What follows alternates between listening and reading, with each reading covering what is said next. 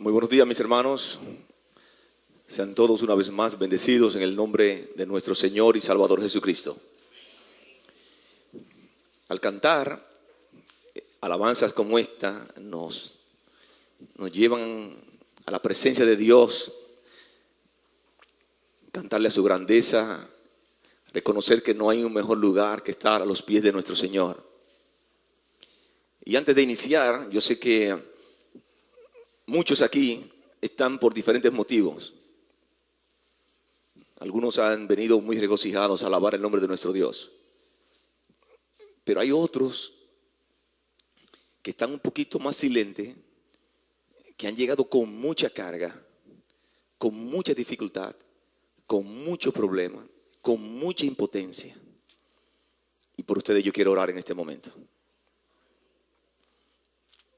Antes de nosotros presentarnos delante de Dios, ya Él conoce la carga de esta iglesia. Antes de presentarnos delante de Dios, ya Él conoce las peticiones de nuestro corazón. Antes de tú salir de tu casa, ya Dios conocía tus necesidades. Y quiero aprovechar este momento para venir delante de la presencia de Dios y presentarla delante de Él, para que en su infinita misericordia Él nos dé sabiduría para nosotros entenderla, y en su infinita misericordia nos conceda el milagro de resolver la situación. Padre, en el nombre de Jesús, en esta mañana alabamos, adoramos y exaltamos tu nombre, porque eres bueno. Gracias porque tenemos el privilegio de acercarnos a tu presencia. Gracias porque podemos venir con confianza delante de ti para alabarte y adorarte, para traer nuestras cargas delante de ti. Nosotros nos acercamos a tu presencia, Dios, porque eres tú que has dicho en tu palabra que si estamos cansados, pongamos nuestras cargas en ti. Eres tú que has dicho en tu palabra: invócame en el día de la angustia, yo te libraré y tú me honrarás. Y nosotros nos estamos apropiando de tu palabra, confiando en ella para traerte nuestras cargas a ti, Dios. Y yo te presento la situación de cada uno de mis hermanos. Yo te presento la situación de cada uno de los amigos que nos visitan en esta mañana, para que tú transformes la vida de cada uno de ellos, para que tú tomes la situación que están viviendo, Dios, y les des sabiduría para comprenderla. Y oramos por un milagro para cada uno de ellos, Dios. Nosotros en esta mañana queremos descansar en ti, confiamos en ti y esperamos en ti, Dios. Al abrir tu palabra, nos proponemos conocerte mejor, conocer lo que tú tienes para nosotros, lo que quieres para nosotros, Dios. Te imploramos sabiduría para nosotros poner en práctica las cosas que tú nos vas a enseñar en esta mañana. Oramos en el nombre de Jesús. Amén. Amén. Hemos estado aprendiendo que Dios tuvo un plan para la humanidad que ideó desde antes de la fundación del mundo, donde Él se propuso bendecir a todos los que están en Cristo Jesús. En los versículos, capítulo 1, versículos del 3 al 14, vimos en detalle todas las bendiciones que Dios tiene dispuesta para los que están en Cristo Jesús. Y vimos la obra del Padre, quien nos eligió en Cristo, quien nos predestinó con un destino glorioso para adoptarnos como hijos suyos. Vimos la obra del Hijo, quien nos redimió, quien pagó el precio por nuestra libertad, quien nos perdonó nuestros pecados. Y vimos la obra del Espíritu Santo como sello, como garantía para recibir todas las bendiciones prometidas en Cristo Jesús. En la porción que tenemos en esta mañana, queremos explicar el proceso que Dios usó para salvarnos. En esta mañana el apóstol Pablo va a enfocar el pasado, lo que éramos, cuando nosotros estábamos rendidos al pecado. Va a enfocar el presente, la nueva vida que tenemos en Cristo, y va a enfocar el futuro, la razón por la cual nos salvó. Y lo que quiero que cuando ustedes salgan de este lugar, ustedes puedan ver todas las bendiciones que Dios tiene preparadas para nosotros y de dónde Dios nos sacó. Yo quiero que al salir de este lugar, por esa puerta, usted pueda apreciar del lugar de donde Dios le sacó a usted.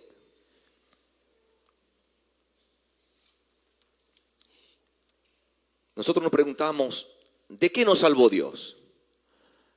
¿En qué condición nos encontrábamos que ameritó la intervención de Dios? ¿Qué ha hecho Dios por nosotros? ¿Qué ha implicado nuestra salvación? Es lo que queremos ver en esta mañana. Y quiero invitarles a leer la porción que tenemos para hoy, Efesios capítulo 2, libro a los Efesios capítulo 2, versículo 1 al 10. Libro a los Efesios capítulo 2, versículo 1 al 10. Vamos a leer la palabra de Dios. Dice el texto: y Él nos dio vida a vosotros cuando estabais muertos en vuestros delitos y pecados, en los cuales anduvisteis en otro tiempo, siguiendo la corriente de este mundo, conforme al príncipe de la potestad del aire, el espíritu que ahora opera en los hijos de desobediencia, entre los cuales también todos nosotros vivimos en otro tiempo, en los deseos de nuestra carne, haciendo la voluntad de la carne y de los pensamientos, y éramos por naturaleza hijos de ira, lo mismo que los demás.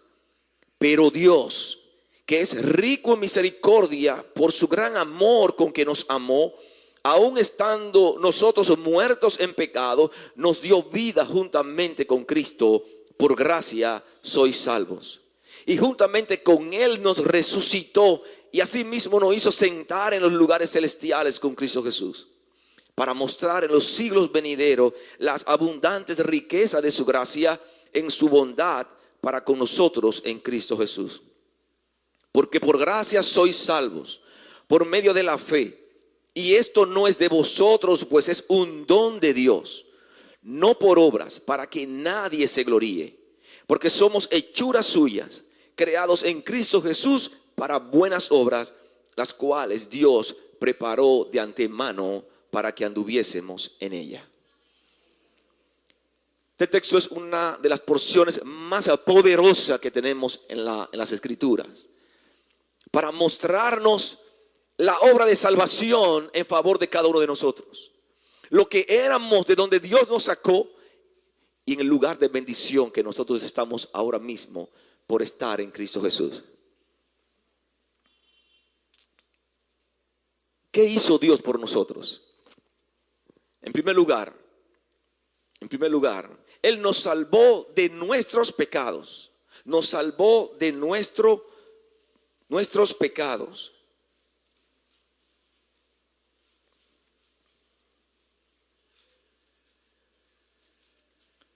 Versículo 1, Efesios capítulo 2, verso 1. En primer lugar, nos salvó de nuestros pecados. Dice el verso 1: y Él os dio vida a vosotros cuando estabais muertos en vuestros delitos y pecados. Es interesante que en los manuscritos más confiables, la parte "y Él os dio vida a vosotros" no aparece. Parece los traductores lo colocaron para tener una idea más clara, tomándolo del verso 5. Pero en el original está: en cuanto a vosotros estabais muertos en vuestros delitos y pecados. Y el apóstol Pablo comienza diciendo: en cuanto a vosotros. ¿Y a quién se refiere el apóstol Pablo en cuanto a vosotros? El apóstol Pablo está hablándole a la iglesia de Éfeso, está hablándole a los gentiles. En cuanto a vosotros, ustedes estabais muertos en vuestros delitos y pecados. Antes de venir a Cristo, estaban separados de Él. La Biblia lo describe como muertos. No estábamos muertos porque habíamos cometido pecados, sino muertos en delitos y pecados. Delito se refiere a la desviación de la senda recta. Y cuando está hablando de pecado, está hablando de errar al blanco. Actos contrarios a la voluntad de Dios. El apóstol Pablo aquí está utilizando dos términos diferentes para describir nuestra realidad, nuestra situación pasada. Él no está hablando de dos cosas diferentes cuando él está hablando de delitos y pecados. Está haciendo un énfasis, una ratificación para mostrarnos la realidad en la cual nosotros estábamos en el pasado. La muerte espiritual es el resultado del pecado. ¿Cómo llega el pecado a nuestras vidas? ¿Cómo llega esa situación, esa condición de pecado en nuestras vidas? Romanos capítulo 5, verso 12. Ya lo aprendimos y vamos a rectificarlo una vez más. Romanos capítulo 5, verso 12 nos dice: por tanto, como el pecado entró en el mundo por un hombre, y por el pecado la muerte, así la muerte pasó a todos los hombres por cuanto todos pecaron. Nadie puede evitar la condición de muerte espiritual. Por tanto, como el pecado entró en el mundo por un hombre, ese pecado pasó a todos los hombres. El concepto bíblico para muerte es un estado de separación que se produce entre el hombre y Dios por causa del pecado. La muerte no es una aniquilación del ser. La muerte es un estado de separación por causa del pecado. En Salmo capítulo 51, verso 5, Salmo 51, 5, el salmista dijo: he aquí en maldad he sido formado y en pecado me concibió mi madre. David estaba consciente de su condición de pecado aún antes de nacer. O sea que la muerte fue introducida por causa del pecado. Naces espiritualmente muerto. No te haces pecador por tu accionar, sino que viene como consecuencia del pecado de Adán y Eva. Si usted coloca dos niños pequeñitos y lo coloca en una isla, y esos niños crecen, los dos solo, sobreviven los dos, sin ningún tipo de influencia de otro ser humano. Cuando ellos van creciendo, por tener la naturaleza pecaminosa, en su momento van a cometer pecado. Cuando ustedes ven sus hijos pequeñitos que hacen una rabieta, están manifestando la naturaleza que tienen. Y aún muestran la desobediencia desde bien pequeñito. Y yo estoy seguro que los padres no le enseñan a los hijos pequeñitos a ser desobedientes. Pero eso viene en el todo incluido de la naturaleza del ser humano. El hombre nace espiritualmente muerto y permanece en ese estado mientras no recibe la vida en Cristo Jesús. ¿Cómo vivíamos nosotros? ¿Cómo vivíamos bajo el poder del pecado? ¿Cómo nosotros vivíamos cuando estábamos muertos? Parece como una contradicción, pero tenemos que enfatizar que la muerte espiritual no es una aniquilación del ser. ¿Cómo nosotros vivíamos? En primer lugar, dice el texto que vivíamos según el mundo. Vivíamos según el mundo.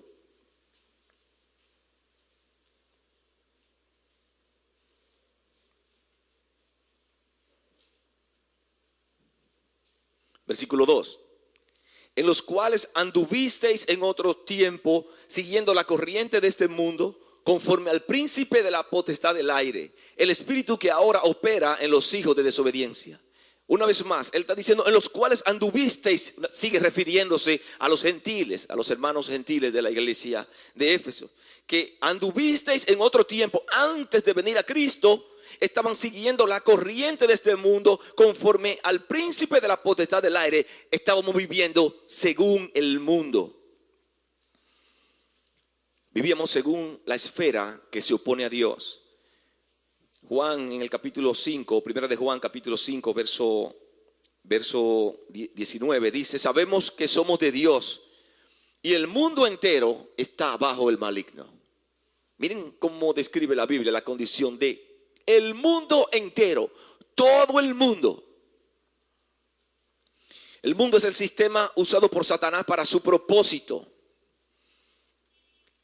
Y por esto es una esfera de enemistad contra Dios. Juan capítulo 8,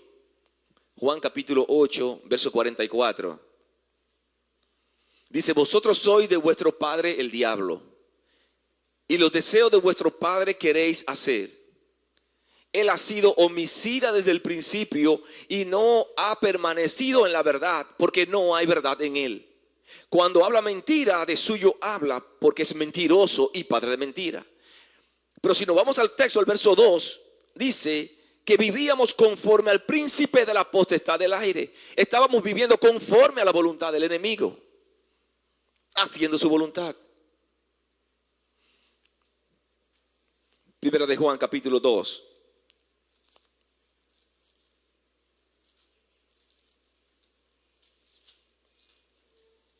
Primera de Juan, capítulo 2, versículo 15. Un texto que ustedes conocen. No améis al mundo. Primera de Juan 2:15. No améis al mundo ni las cosas que están en el mundo. Si alguno ama al mundo, el amor del Padre no está en él. Quiero enfocarme en el verso 16. Porque todo lo que hay en el mundo, y la Biblia es radical en esto. Mire cómo lo presenta. Porque todo lo que hay en el mundo, los deseos de la carne, los deseos de los ojos y la vanagloria de la vida no proviene del Padre, sino del mundo. Porque todo lo que hay en el mundo, dice el texto. Antes de venir a Cristo Jesús, nosotros vivíamos según el mundo. Vivíamos según el mundo. Estábamos en enemistad con Dios. En segundo lugar, vivíamos impulsados por los deseos de la carne. Vivíamos según el mundo, pero también vivíamos impulsados por los deseos de la carne.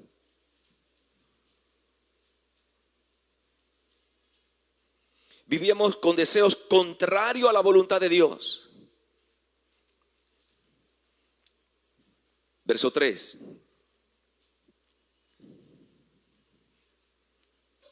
Entre los cuales también todos vosotros vivimos en otro tiempo en los deseos de vuestra carne, de nuestra carne, haciendo la voluntad de la carne y de los pensamientos, y éramos por naturaleza hijos de ira, lo mismo que los demás. El apóstol Pablo comienza diciendo, entre los cuales también todos nosotros. Si recuerdan el versículo 1, él dijo, refiriéndose a vosotros, refiriéndose a los gentiles. Pero ahora el apóstol Pablo dice, entre los cuales también todos nosotros, refiriéndose ahora a los judíos, en el cual él se incluye. Él se incluye diciendo, todos nosotros vivíamos en otros tiempos en los deseos de nuestra carne. Vivíamos contrario a la voluntad de Dios. Carne es la parte que se opone a Dios y a su santidad, llevándonos a nosotros a cometer actos que son bochornosos delante de Dios. Mire cómo lo describe un texto que ustedes conocen también, Gálatas capítulo 5. Gálatas capítulo 5, verso 19. Dice, y manifiestas son las obras de la carne, que son, miren las cosas que adornaban nuestras vidas, si podemos decir que nos adornaban o caracterizaban nuestras vidas antes de estar en Cristo Jesús. Cuando andábamos según los deseos de la carne, haciendo la voluntad de Satanás. Y manifiestas son las obras de la carne, que son adulterio, fornicación, inmundicia, lascivia, idolatría, hechicería, enemistades, pleitos, celos, iras, contiendas, disensiones, herejías, envidias, homicidios, borracheras, orgías y cosas semejantes a estas, acerca de las cuales os amonesto, como ya os lo he dicho antes, que los que practican tales cosas no heredarán el reino de Dios. Esas cosas caracterizaban nuestras vidas antes de venir a Cristo Jesús.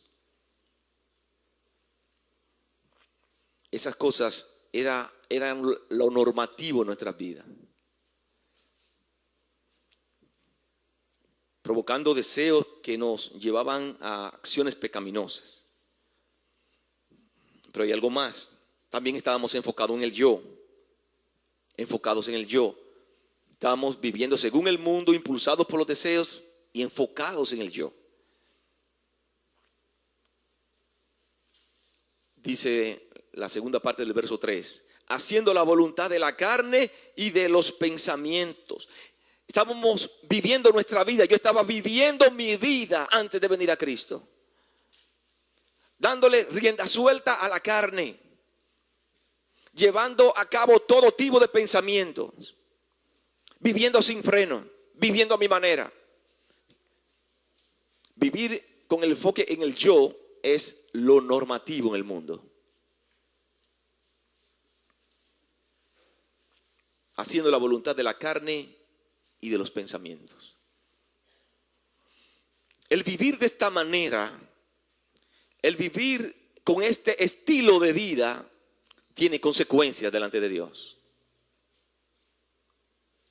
Y el texto, en la última parte del verso 3, dice que la consecuencia de vivir en el pecado es la ira de Dios. Y éramos por naturaleza hijos de ira, lo mismo que los demás, dice el texto. Todos los seres humanos, por su pecado, están bajo la ira de Dios. Bajo la ira de Dios. La ira de Dios viene como una expresión de la reacción de su santidad en contra del pecado. Es una expresión del juicio de Dios por el pecado. Juan capítulo 3, verso 36. El Evangelio de Juan capítulo 3, verso 36 dice: el que cree en el Hijo tiene vida eterna, pero el que rehúsa creer en el Hijo no verá la vida, sino que la ira de Dios está sobre él. Cuando un ser humano decide rechazar a Cristo, está bajo la ira de Dios. El que está sin Cristo está bajo la ira de Dios. No es una regla de nosotros como iglesia. El texto que acabo de leer lo está diciendo el mismo Jesús. El que cree en el Hijo tiene vida eterna, pero el que rehúsa creer en el Hijo no verá la vida, sino que la ira de Dios está sobre él. En este punto, todos los seres humanos están sin salida. Todos los seres humanos están atrapados bajo la ira de Dios, esperando la sentencia de Dios, sin Cristo. Pero entra Dios al escenario para cambiarlo todo, para cambiar la vida de todo aquel que confíe en Él, manifestando su amor y su misericordia. Entonces miren lo que dice la palabra de Dios. En segundo lugar, Él nos salvó por amor. Nos salvó por amor. Nos salvó en primer lugar de nuestros pecados, pero la salvación fue por amor. Verso 4. Pero Dios, que es rico en misericordia, por su gran amor con que nos amó, dice el texto. El texto está destacando la inmensa misericordia y el inmenso amor de Dios. Misericordia es cuando Dios no nos da lo que nosotros merecemos. ¿Qué merecemos nosotros por causa del pecado? La muerte. Merecemos la muerte. Pero su gran amor y su gran misericordia fueron más grandes que todos nuestros pecados juntos. El texto dice, pero Dios, haciendo énfasis que Dios tuvo la iniciativa en cuanto a la salvación. Porque si hay algo que el texto quiere destacar en esta mañana es que la salvación es de Jehová. La salvación que usted tiene ahora, estar en Cristo, es de Dios. Pero Dios, dice el texto, que es rico en misericordia, a pesar de nosotros haber estado en el estado de podredumbre, en pecado, dice el texto, pero Dios, que es rico en misericordia, por su gran amor con que nos amó. Fue inmenso el amor de Dios por cada uno de nosotros. Mire cómo lo describe Romanos capítulo 5, verso 8. Romanos capítulo 5, verso 8. Un texto también que estudiamos y vamos a recordar. Mas Dios muestra su amor para con nosotros, en que siendo aún pecadores, Cristo murió por nosotros. Aún siendo nosotros pecadores, Cristo decidió subir a la cruz y morir por cada uno de nosotros. No importa tu condición de pecado, no importa tu condición de injusticia, no importa tu condición de maldad. Su amor y su misericordia es más grande que todos nuestros pecados. Y eso nosotros tenemos que tenerlo bien fresco todo el tiempo en nuestra mente. El amor de Dios es más grande que mi maldad. Por eso me perdonó. Por eso nos perdonó a cada uno de nosotros cuando nosotros vinimos a confiar en el sacrificio de Cristo en la cruz del Calvario. Creo que es de conocido de todos la situación que se dio en San Francisco de Macorís hace ya, creo que quizás más de un año. La joven que mataron que estaba embarazada, Emily Peguero. ¿Han escuchado esto, verdad? Esta joven murió y está ahora mismo en pleno juicio. Y ahí están acusando a su novio como presunto matador. Y si este muchacho es condenado y cumple su condena, una vez él haya cumplido su condena, él ha cumplido con la justicia dominicana. Ya él no tendría deuda con la justicia dominicana. Pero el hecho de él haber cumplido su deuda con la justicia dominicana no va a devolver el daño que él provocó a los padres y a toda la familia. La única manera de restablecer esa relación entre los padres de la joven muerta y este joven sería si los padres de la joven le ofrecieran perdón a este joven.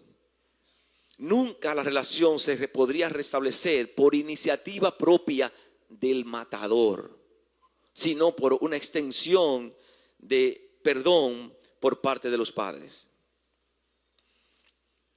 Solamente los padres extendiendo el perdón podría traer reconciliación entre este muchacho tan joven y la familia que fue dañada.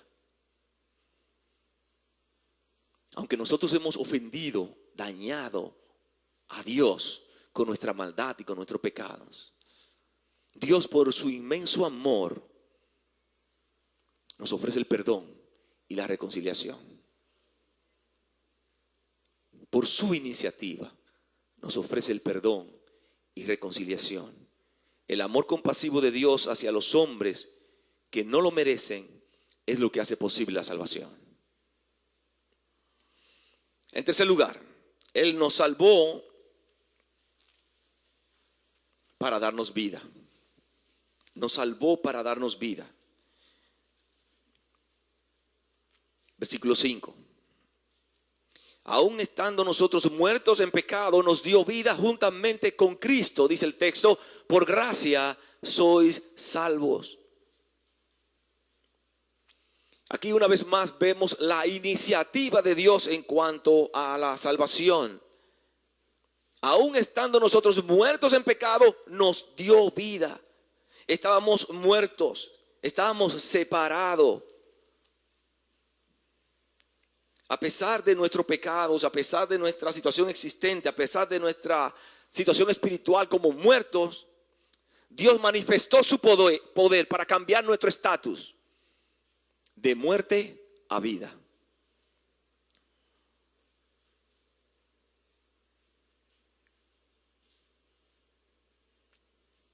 Nosotros al estar en Cristo hemos muerto al pecado.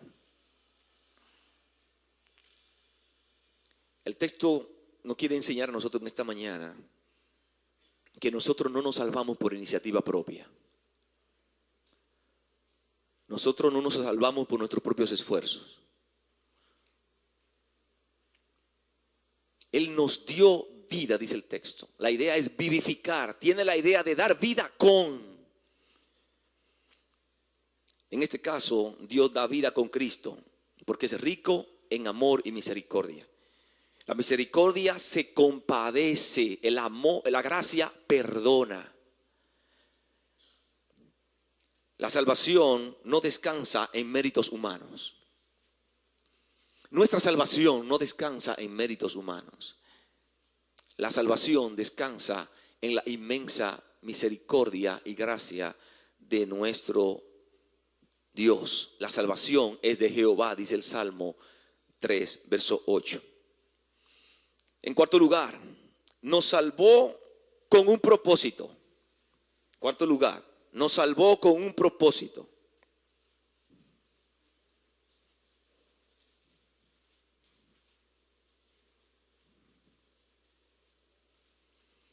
Versículos 5 y 6.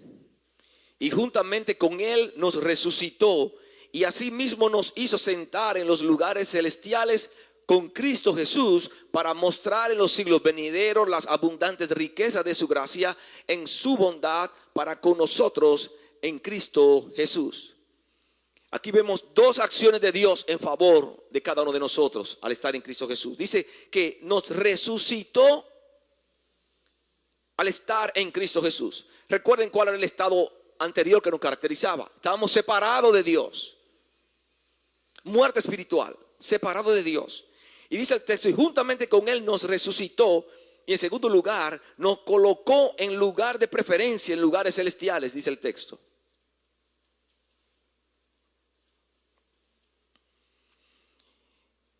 Él cambió nuestra posición de muerte a vida, de la ira a bendición. Nosotros podemos ver la impactante grandeza de la gracia de Dios que no merecíamos en favor de personas que estaban condenados eternamente, y por su iniciativa nos salvó. Y el propósito era mostrar a través de la iglesia su inmensa gracia, mostrar a través de la vida de cada uno de nosotros su inmensa gracia, y un día recibir toda la gloria y toda la honra. Toda la gloria y toda la honra. Por tu salvación, por mi salvación, Dios merece toda la gloria y toda la honra. Ya nosotros no pertenecemos a este mundo, no somos controlados por la esfera del pecado, hemos sido rescatados de la muerte espiritual con el fin de estar con Cristo en los lugares celestiales. Colosenses capítulo 1, verso 13. Colosenses 1:13 dice, el cual nos ha librado de la potestad de las tinieblas y trasladado al reino de su amado Hijo. Yo quiero decirles, amados hermanos, que por nosotros estar en Cristo estamos en una posición victoriosa. Nosotros como iglesia, de manera individual y de manera colectiva como iglesia, nosotros como creyentes somos llevados de triunfo en triunfo por estar en Cristo Jesús. De triunfo en triunfo. En quinto lugar, nos salvó por gracia. Dice el texto que nos salvó por gracia. Versículo 8. Porque por gracia sois salvos por medio de la fe. Y esto no es de vosotros, pues es un don de Dios. Este es uno de los textos más preciosos de toda la Biblia. Porque por gracia sois salvos por medio de la fe. Y esto no es de vosotros, pues es un don de Dios. Verso 9. No por obras para que nadie se gloríe. Gracia es un regalo de Dios. Es un regalo inmerecido por parte de Dios. Muchas personas intentan acercarse a Dios por sus propios medios, por sus propios méritos, por sus propios esfuerzos. Y se acercan a grupos religiosos tratando de buscar el favor de Dios, pensando que en la religión está Cristo, en la religión está su salvación. Otros se asocian, se reúnen con otros grupos para hacer buenas obras, obras de bien social. Trabajar con grupos de alcohólicos, con grupos de drogadictos, con personas que están en extrema pobreza, pensando que por esas buenas acciones van a encontrar, ablandar el corazón de Dios, encontrar misericordia delante de Dios. Otros se proponen no hacerle mal a nadie. Y usted habla con ellos, pero ¿de qué yo me tengo que salvar si yo no le hago mal a nadie? Posiblemente todas estas acciones que estas personas están haciendo son buenas, tienen buena intención, pero no son suficientes para ganarse la salvación. No tienen la fuerza, no tienen el poder, no llenan lo que Dios demanda para ganarse la salvación. Todo lo que concierne a la salvación es por gracia. Segunda Timoteo capítulo 1, verso 9. Segunda Timoteo 1, 9. Dice: quien nos salvó y llamó con llamamiento santo, no conforme a nuestras obras, sino según el propósito suyo y la gracia que nos fue dada en Cristo Jesús antes de los tiempos de los siglos. Una vez más, el texto está apoyando y ratificando que todo lo que concierne a la salvación procede de Dios. De Dios es la salvación. La gracia aquí en el verso, en Efesios 2:8, es un acto que Dios realiza en favor nuestro sin nosotros merecerlo. Es un regalo inmerecido. Usted puede preguntar si me merezco yo la salvación. ¿Merezco yo que Dios me tenga un lugar reservado en el cielo? Por nuestro propio esfuerzo, por nuestras propias habilidades, no lo merecemos. No lo merecemos. El hombre recibe la salvación apropiándose de ella. Porque por gracia sois salvos por medio de la fe, y esto no es de vosotros. Ponga atención a esto. Nosotros no nos salvamos por fe. Nosotros nos salvamos por gracia. La fe es el medio por el cual adquirimos el regalo de salvación, que es la gracia. Y quiero que todos estén bien claros en esto. Nos salvamos por gracia. Dice el texto: porque por gracia sois salvos por medio de la fe. Voy a tratar de explicárselo por un ejemplo, una ilustración. Si yo invitara a mi hermano Angelis, mi hermano Daniel, a comerse un bistec de 1 pulgada, término medio, y yo lo estoy invitando a comerse el bistec, y vamos al restaurante, invitado por mí. Santiago quiere ir también, Santiago también va a estar invitado. Y nos sentamos a la mesa y le sirven el bistec, y le ponen el plato, le ponen el tenedor y le ponen el cuchillo. Yo quiero preguntarle a ustedes: ¿cuál es el regalo de gracia que han puesto en la mesa? ¿El tenedor? ¿Cuál es el regalo de gracia? El bistec. Yo lo he llevado a comerse un bistec. El regalo de gracia es el bistec. El tenedor es el medio por el cual ellos van a comerse el bistec. El bistec es la salvación. La fe es el tenedor por el cual nosotros adquirimos y nos comemos el bistec. La salvación es el regalo de Dios. La fe es el medio por el cual nosotros adquirimos el regalo de Dios. ¿Estamos claros? Amén. Amén. El espíritu del texto aquí, amados hermanos, es que la salvación es una obra solamente de Dios. Totalmente de Dios, sin ningún esfuerzo humano, sin ningún mérito humano. Si alguien viene a usted, a su oficina, a su trabajo, a la universidad, en cualquier lugar que usted se encuentre, enseñándole algo diferente a esto, usted tiene ya la palabra de Dios y lo tiene en su mente para entender que no hay otra manera de ganarse la salvación si no es recibiendo ese regalo de gracia. No es por hacer cosas, no es por estar en algún grupo específico, no es por estar metido en una iglesia, no es por pertenecer a alguna religión. Es por recibir el regalo de gracia de Dios. Y Dios está extendiendo ese regalo de gracia todo el tiempo para todo aquel que quiera recibirlo. Un regalo de gracia. Voy a tratar de parafrasearle el texto de Efesios 2:8. Esto de ser salvo por gracia mediante la fe no es de vosotros, sino es un regalo de Dios. Donde yo me quiero enfocar, más que en la dificultad del texto, me quiero enfocar en el espíritu del texto.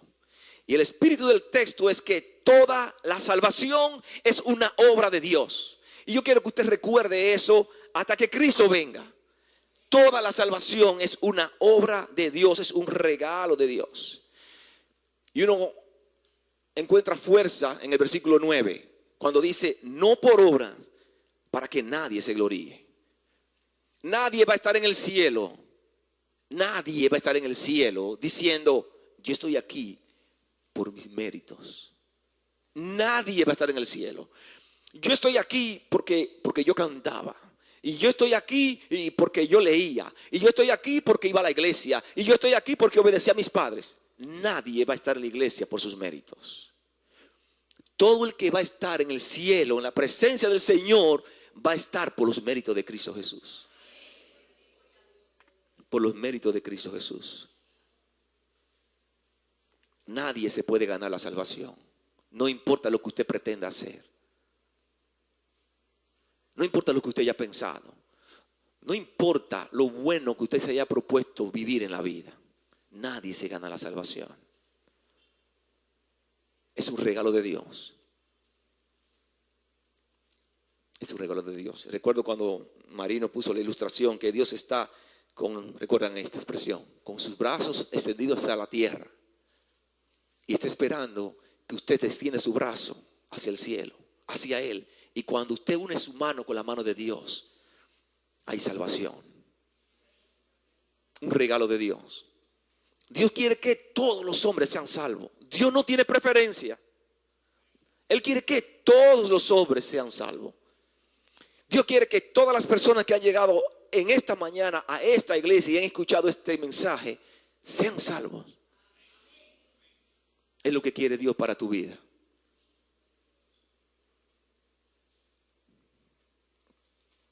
Por último, sexto lugar, nos salvó para buenas obras. Hemos visto que nos salvó de nuestros pecados, fue por amor, para darnos vida, con un propósito, fue por gracia. Y por último, nos salvó para buenas obras.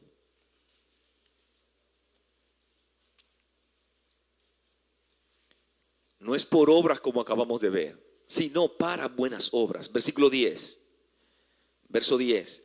Porque somos hechura suya, creados en Cristo Jesús para buenas obras, las cuales Dios preparó de antemano para que anduviésemos en ella. Aunque las obras no cumplen ninguna función en cuanto a la obtención de la salvación, sí nosotros somos salvos para hacer buenas obras. Dios quiere ver frutos en la vida de cada uno de nosotros. Es una incongruencia que una persona lavada por la sangre de Cristo no produzca frutos. A un árbol que no produce fruto, la gente no le pone atención. Jesús en Juan capítulo 15, verso 8, Juan 15, 8 dice: en esto es glorificado mi Padre, en que llevéis mucho fruto y seáis así mis discípulos. La fe produce obras que ponen de manifiesto la realidad de esa fe. Nosotros como creyentes estamos para tener una fe en acción, no una fe muerta, una fe en acción. Ustedes recuerdan que el apóstol Pablo al principio daba gracias por los hermanos de la iglesia de Éfeso. ¿Por qué el apóstol Pablo daba gracias? Porque ellos tenían una fe fuerte con Dios, pero al mismo tiempo tenían una fe viva porque mostraban amor los unos con los otros. Es lo que Dios quiere ver en cada uno de nosotros. La fe produce buenas obras. Aquí la idea de andar tiene que ver con un estilo de vida. Dios no ha preparado un paquete de obras para nosotros ejecutar, sino para andar en ella con un estilo de vida que podamos mostrar a Cristo. Nosotros al estar en Cristo estamos unidos a Él, y al estar unidos a Él tenemos que manifestar el carácter de Cristo, y eso significa mostrar el fruto del Espíritu, mostrar buenas obras, hacer buenas obras en cualquier lugar que nosotros nos encontremos. Una vez más, no se trata de que Dios ha almacenado obras buenas para que el creyente la use, sino que Él dispuso que adoptemos una conducta, un estilo de forma de vida consecuente a nuestra unión con Cristo Jesús. Esta porción nos muestra lo que nosotros éramos. Y cuando la Biblia describe lo que yo era antes de venir a Cristo, lo que yo practicaba, lo que yo hacía, las cosas que me caracterizaban, a quien yo obedecía, dice el texto, que era Satanás. Al entregar mi vida a Cristo, al tener una nueva vida, haber sido resucitado, al tener una nueva vida en Cristo y yo ver de donde Él me ha sacado, entonces esto tiene que llevarme a mí a tener una vida de una actitud correcta delante de Dios. Yo quiero valorar, yo valoro lo que Cristo ha hecho por mí. Yo quiero estimularle a cada uno de ustedes a valorar, a apreciar esa obra de salvación en favor de cada uno de ustedes. Cuando usted aprecie esa obra de salvación, cuando Dios le dé sabiduría para entender esto correctamente, usted va a tener una vida de devoción, de amor, de pasión para Dios, de servicio para Dios. Es lo que Dios quiere para cada uno de nosotros como creyentes. Y para usted que está visitándonos en esta mañana, que no conoce de Cristo, ha escuchado de Cristo. Una cosa es escuchar de Cristo y otra cosa es conocerle. Si usted no ha aceptado a Cristo como su Salvador personal, yo quiero decirle que la salvación que Dios en su palabra está ofertando para los seres humanos es gratis, es un regalo. Él no te está pidiendo nada a cambio. Muchas veces pensamos, porque el ser humano no está acostumbrado a recibir cosas a cambio de nada. Siempre que recibimos algo, ¿qué querrá? La salvación que Dios está regalando no está pidiendo nada a cambio. Lo único que debes poner son tus pecados. Presentar tu vida delante de Dios. Reconocer que hasta este día, hasta esta hora, hasta este minuto, Él no ha sido el Señor de tu vida.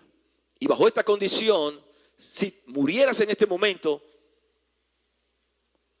no te vas a salvar. Y vas a estar bajo la ira de Dios.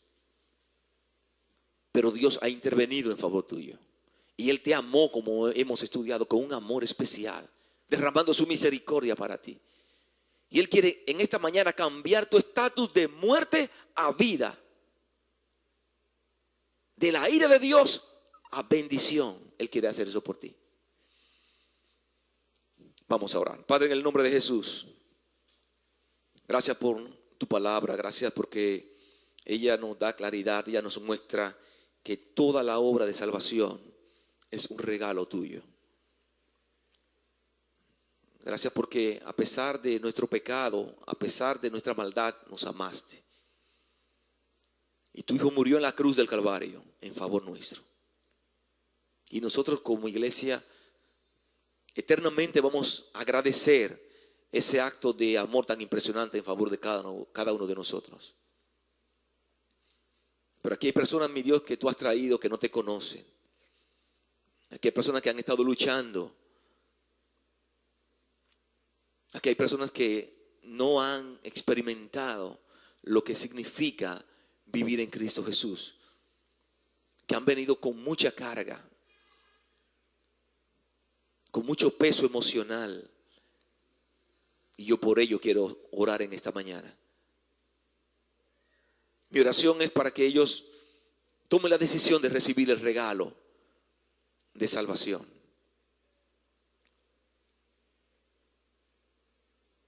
Si aquí hay alguna persona que ha escuchado, ha entendido, ha comprendido el mensaje de Dios en su palabra y quiere entregar su vida a Cristo Jesús, yo quiero orar por ti en esta mañana. Lo único que te pido es que levante la mano. Si quieres tomar tu decisión por Cristo, tú levantas la mano mientras los hermanos están orando y voy a estar orando por ti. Levantar la mano significa yo quiero aceptar a Cristo como mi Salvador. Alguien levanta su mano y le dice, sí Señor, yo quiero aceptar tu regalo de salvación. Vuelvo a decir, Él no te está pidiendo nada a cambio. Es un regalo. Lo único que hay que hacer cuando le dan un regalo es aceptar el regalo o rechazar el regalo. Si aceptas el regalo, te salvas. Si rechazas el regalo, que es la salvación, hay condenación, dice la Biblia. Alguien levanta su mano y dice, yo quiero orar, ore por mí, yo quiero aceptar el regalo de salvación. Padre, gracias por tu palabra. Gracias porque una vez más ella nos ayuda a amarte más, a creer más, a confiar más en ti. A ti sea la gloria en esta mañana y oramos por los méritos de Cristo Jesús. Amén. Amén. Que Dios le bendiga.